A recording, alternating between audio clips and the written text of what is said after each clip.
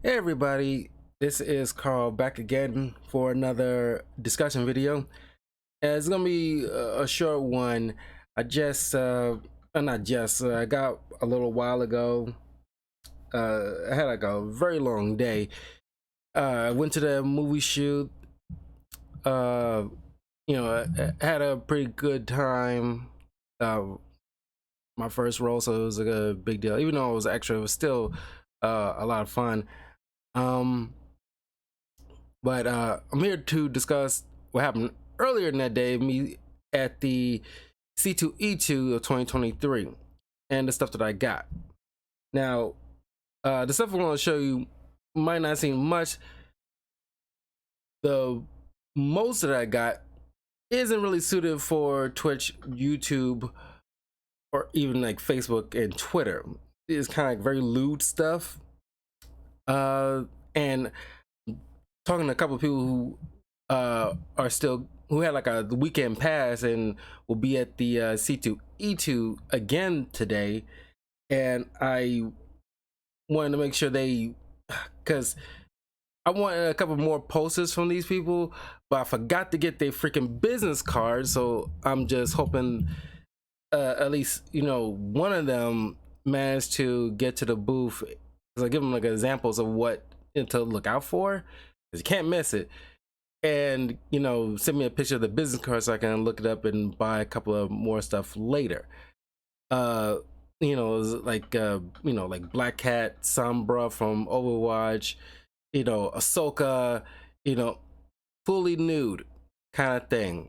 Very good posters. And I thought the guy, because usually they, when you buy certain posters, they include the business card automatically in those posts, in the like the sheet they give you, so that way you can check them out for other stuff. And it's like, dang, I wanted to there's one with like Laura Croft and Bayonetta that I want, and Black Widow.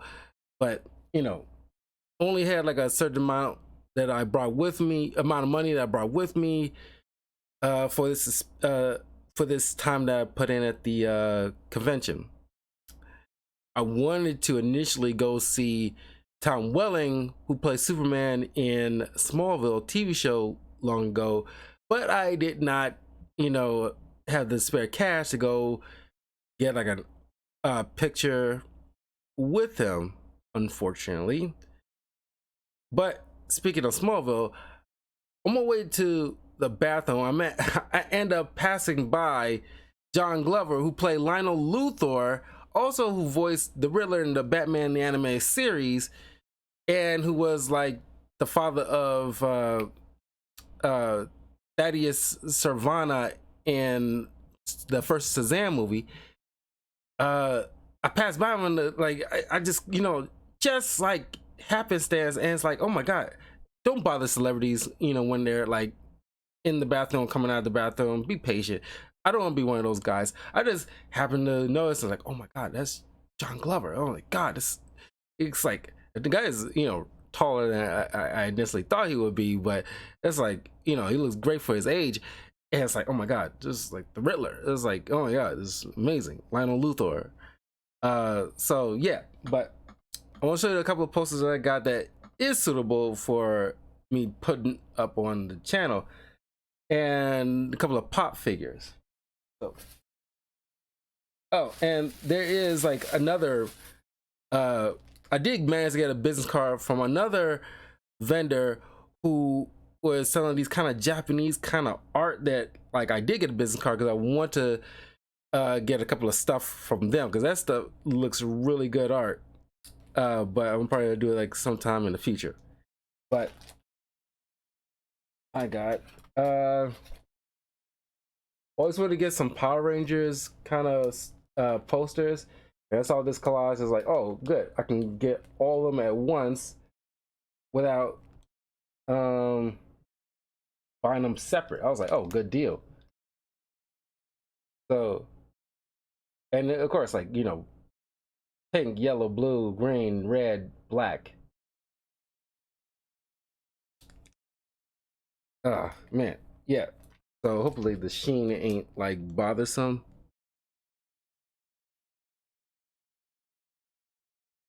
So I need is like some, a Power Rangers poster.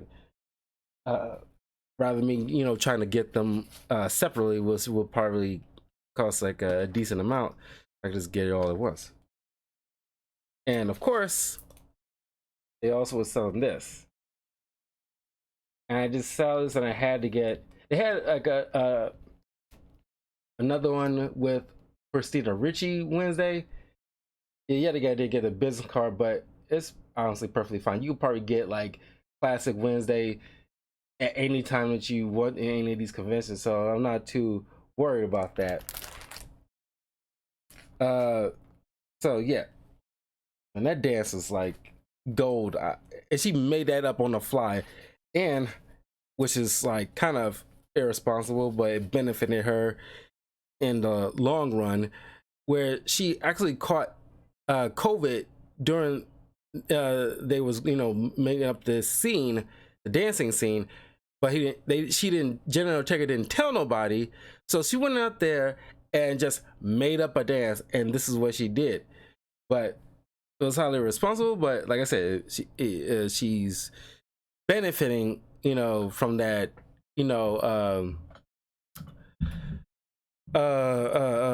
what you call it, the just like crap, we call it in acting.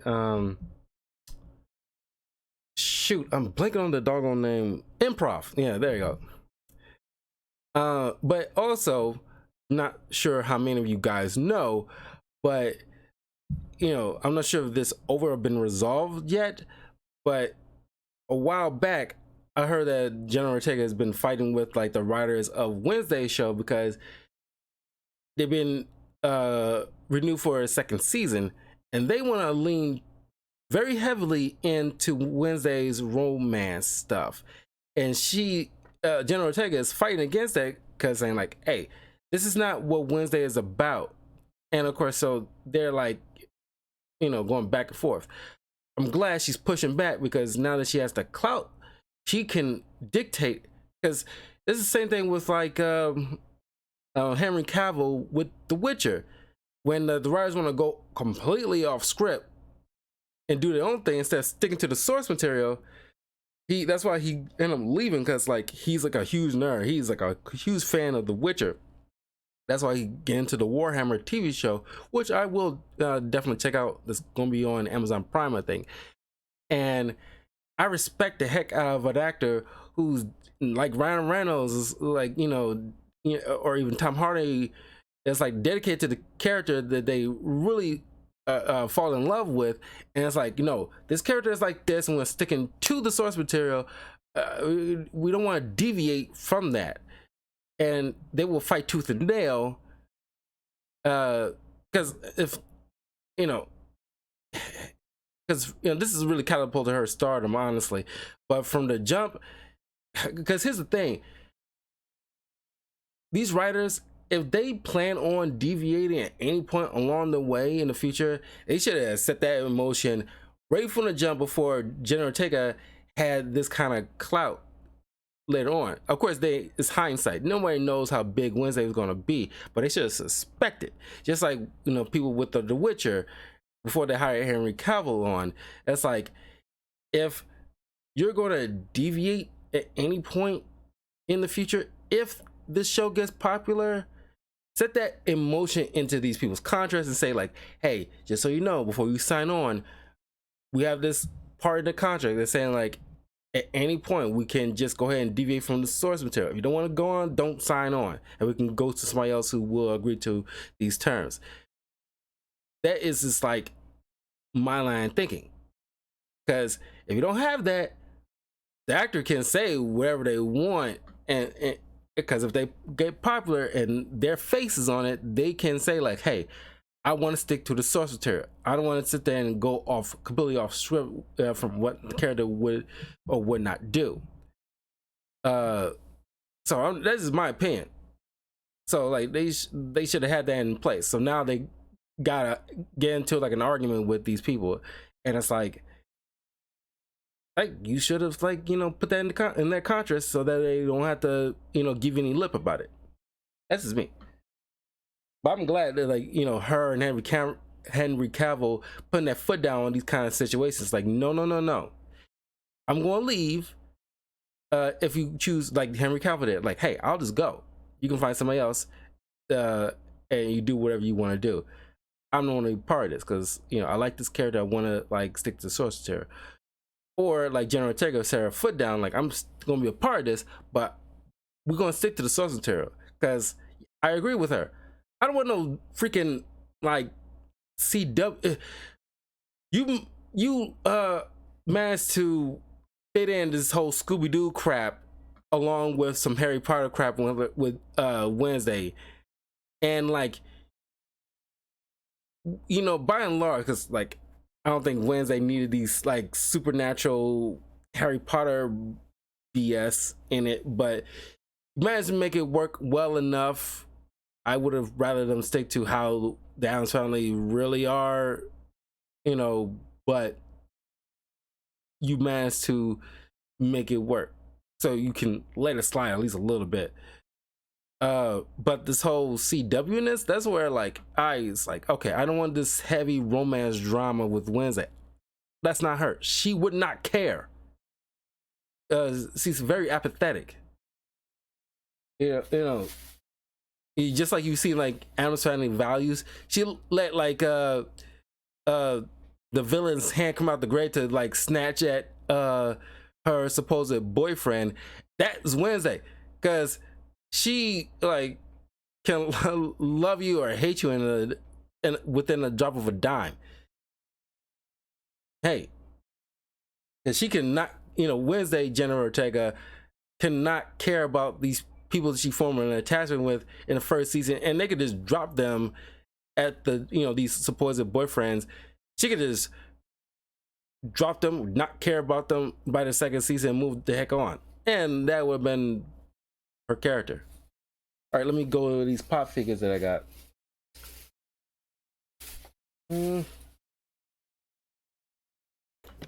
Got me a Dark Phoenix. I accidentally got two of these and I realized I already got one, and I could have just like, dang, I was like debating whether or not I get this Shazam one, and I was like, oh god, I got 2 months, and I could have just like double checked or pay attention to what I got. And so I got two of these. One of them was $20 and this one was 12, and I was like, that's like, I mean, I'm not too broken up about it, but it's like, dang, should have paid attention.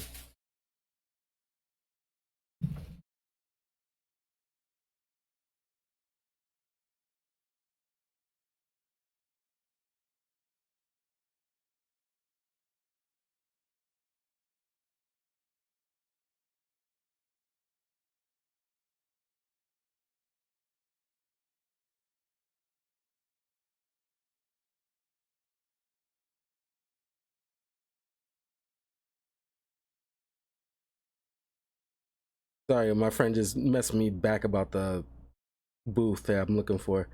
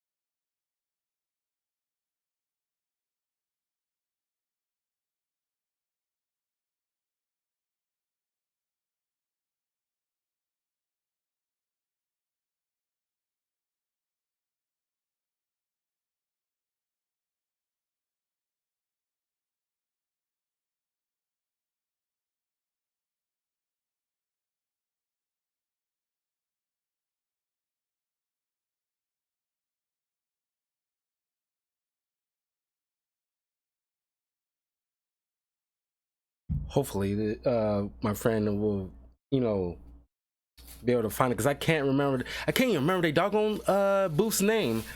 But it should be around Artist Alex. Hopefully, she'll be able to find it. If not, then whatever. I mean, I wanted to collect more Green Lanterns. That's another thing. I wanted to make sure that I get more DC. and also some X-Men stuff because I already got Gambit, and need to start collecting some uh the X-Men stuff. I want to collect all the Green Lanterns. I got Hal Jordan. I got, you know, John Stewart now. Just need to get Kyle Rayner, Guy Gardner, Jessica Cruz, Simon Bass, and like what's that new the Far Sector chick with the weird glasses that I don't really care for. It's like they're way out to here, and it's like I don't know. It's like I don't know.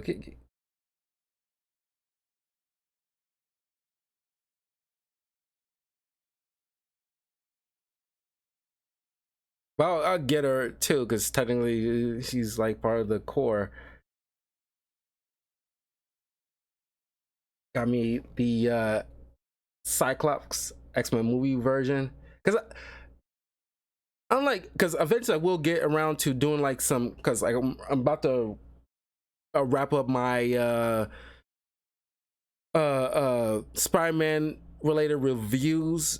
Because halfway, a little over halfway done with my Superior Spider-Man 33 issue run, and I'll be doing like a review of it later this week. Then I'll be getting right into the Spider-Verse event. Once that is wrapped up, I will be going through a lot of X-Men lineup. As a matter of fact, I want to include some Scarlet Witch and Quicksilver to that comic book list, honestly. Because I don't care what anybody says in the comic book history, because they a little iffy with the stuff, but I'm pretty sure they're settling in the Marvel comics. Because in the history, they've been like off again, depending on the writer, whether or not they're truly Magneto's kids, making them officially X-Men. So yeah, just to cut through the jibber jabber, they're Magneto's kids through and through. They're mutants. Don't get too bogged down into the Wonder Gore Mountain, you know, raised as Romani kind of. They're Romani, but it's like don't get too bogged down. They're just Romani kids that was born out of wedlock, you know, Magneto's children. Mutants, point blank, period. And I want to probably, you know, include Quicksilver, because I don't think many people cover a Quicksilver comic book run.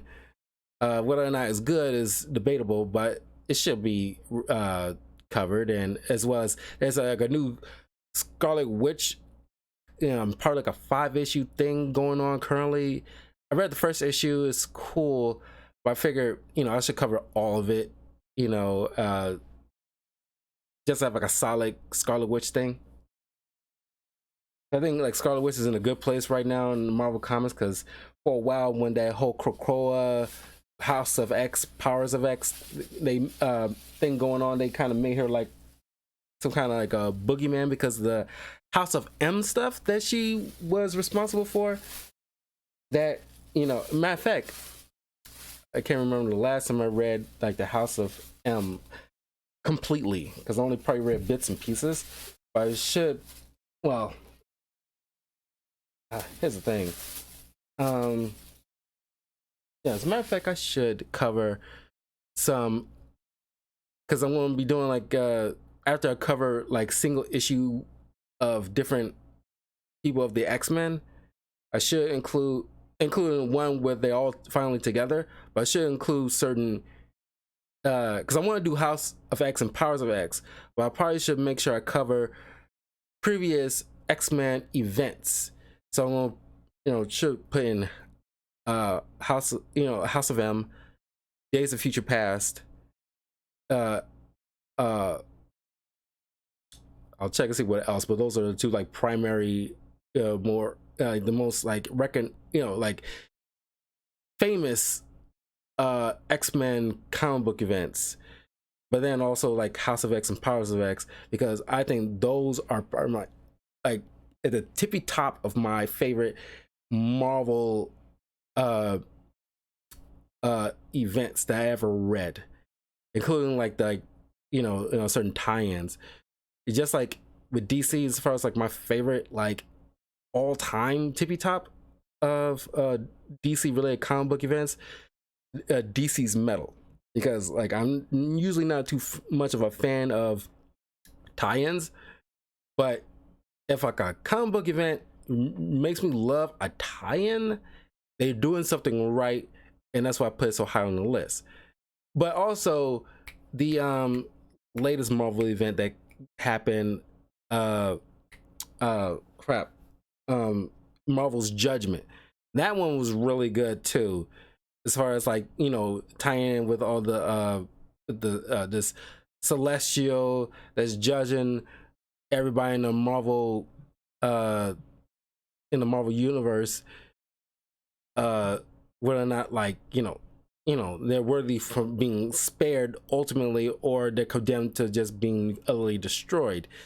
And like it's all like a thumbs up, thumbs down. And with every Marvel, like, kind of heavy with the Avengers and the Avengers, X-Men, and the Eternals.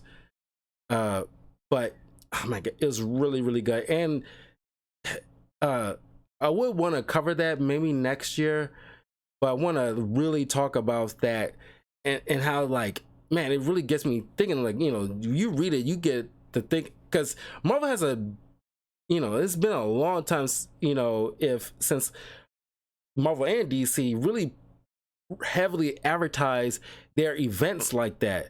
Because if you read this, it makes you question whether or not, if like, if some kind of cosmic being judging you, so far as like, what worthwhile good thing overall outweigh any kind of bad thing you done. And it's like you're weighing kind of stuff, whereas like when it's judging like Tony Stark, and it comes to the form of somebody like you respect, above all anybody else, and deciding to give you a thumbs up or a thumbs down. Like, this celestial comes in the form of Spider-Man judging Miles Morales, gives him a thumbs up. And of course, most characters won't realize if this is like, their actual person that they know. And Miles just gives, what he thinks is Spider-Man, a thumbs up back. And it's like, and even ordinary people, it's like, he's judging like this girl who procrastinated too much and didn't go through with, because she wants to write this novel, but she ain't giving like her, giving her all, and she chose to like procrastinate or don't sit down and actually do it. She's a fail because she ain't like giving it, whatever. He comes to the form of Hawkeye judging Clint Barton, and even Clint Barton, trying to, cause he comes to the form of Black Widow. He's telling the Celestial, okay, what if I go on top of the building with my bow and arrow and just decide to randomly shoot my arrow at a pedestrian because I deem they didn't pay their taxes this year for some reason.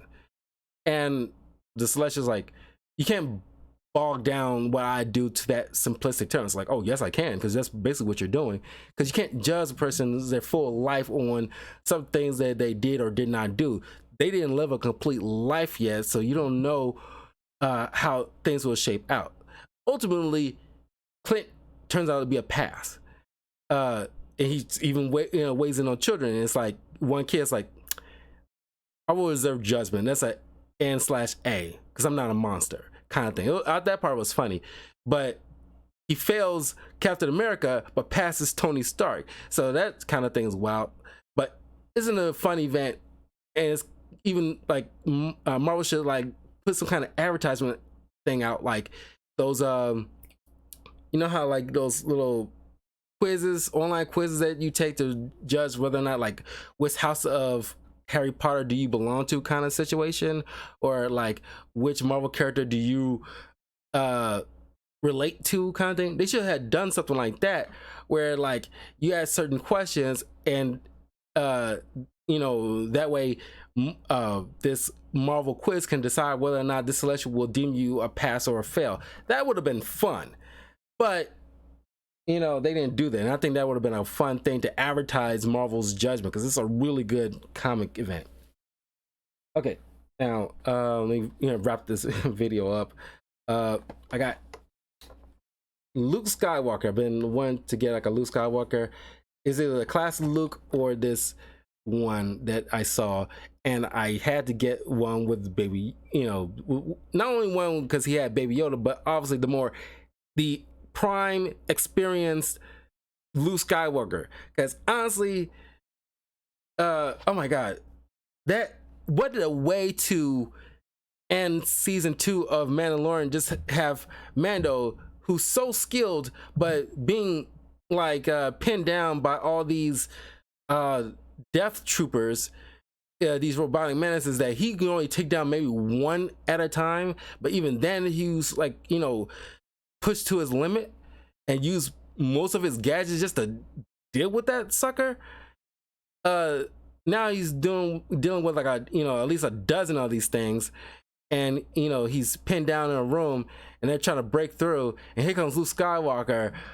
Oh my god, and it's all his glory, and just like this is like post Return of the Jedi Luke Skywalker, and he just like, I don't care what people say about the whole deep fake BS. I don't care.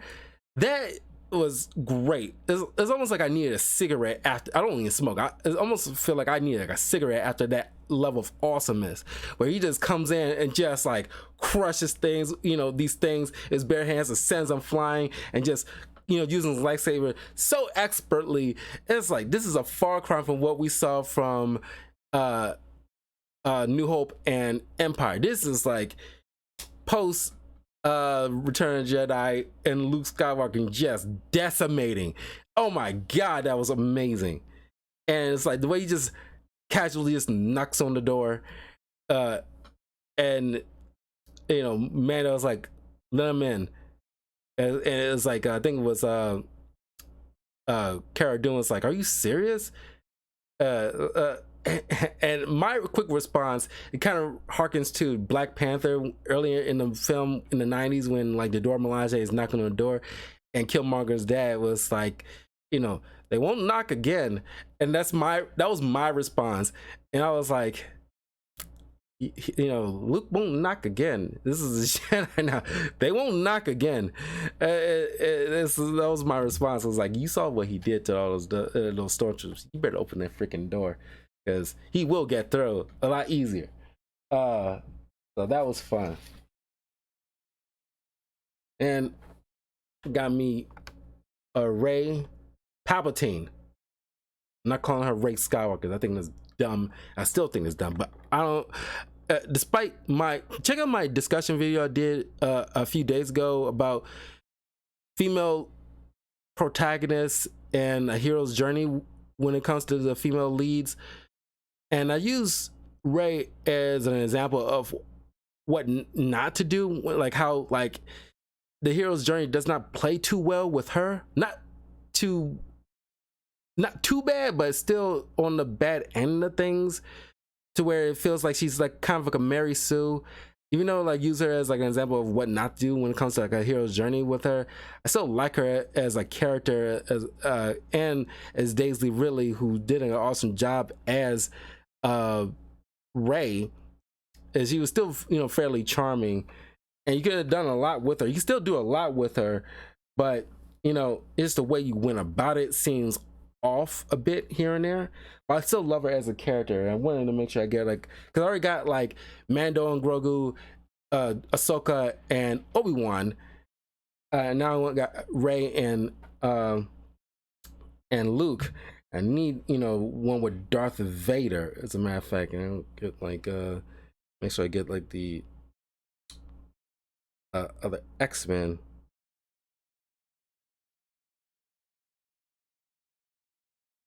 Mm.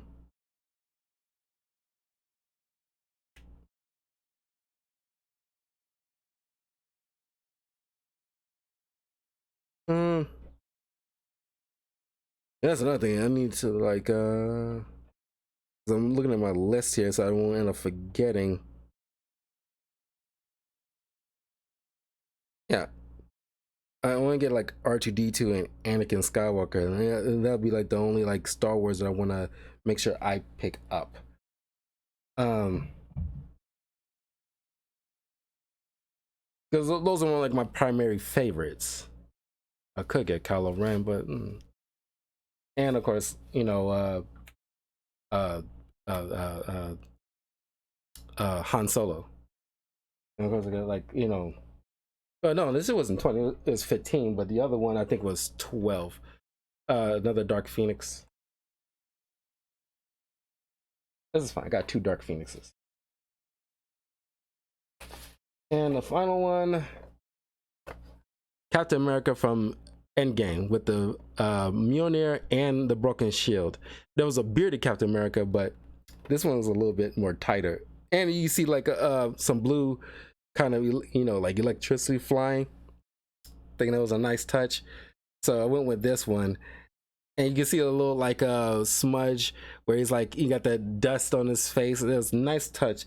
A friend of mine usually goes with like actual figurines. He doesn't care for like pop figures, but those figures be expensive, man. I think like going with the pop figures is enough for me. And when I get my own place, I need to get like a some shells so I can mount these things together. But eventually I want to get like all the Avengers, because I already got like all the Spider-Man that I like. I just need to get the rest of the Green Lanterns, the rest of the X-Men, a couple of more Star Wars. There's a Miss Marvel one I want to get. I already got like, I'm pretty sure I got Captain Marvel. I saw a Captain Marvel one, but I hesitated on buying it because I felt like I already had one. I gotta check again. I don't think so. Now I'm thinking about it. But Captain Marvel, Miss Marvel, should get Hulk and She-Hulk too. But so far as like my collectibles, I usually go with like these pop figures, because when it comes to figurines, I want to get a figurine of Aloy from Horizon Zero Dawn, because I like that character, and I think her as like a figurine, looks so good. But these things are expensive. I gotta really save up to splurge on something like that, because I can look it up online and find one, but man, they are. I went to like C2E2, and one of the first things is like a big stand where it has all these kind of figurines like of the X-Men fighting a Sentinel, and those most of those things range in the $200, with the cheapest being $100. That's the cheapest. I was like, oh god, no. But man, but yeah, those all what I got as C2E2. As I mentioned before, if you check out my Patreon, patreon.com/talkativecarl, links in the description, where you can check out my more explicit posters that like I cannot post anywhere else but my Patreon. So you can check out more of the lewd posters, because there's 5 of them that I bought that you can check out if you want to see what else I got, as well as my time at C2E2. But also definitely like this video. Let me know if you went to C2E2 in Chicago. Let me know how was your time, what you got. And like I said, like I go like almost every year. I went dressed as Static Shock. Might not go dressed next year, because again, these costumes, it's like, man, it's like too much, and pretty much wore the kind of stuff that I wanted to wear. I mean, I thought about wearing like maybe like a Virgil from Devil May Cry one day, but maybe next year I'll skip out on dressing in cosplay. I'm gonna probably wait a little while before I do it again. But anyway, I will see you guys a little bit later, as I go back to playing more RE4 remake. And yeah, we'll see what else I'll be playing tonight. But anyway, I will see you guys soon. Take care. Have a great Sunday.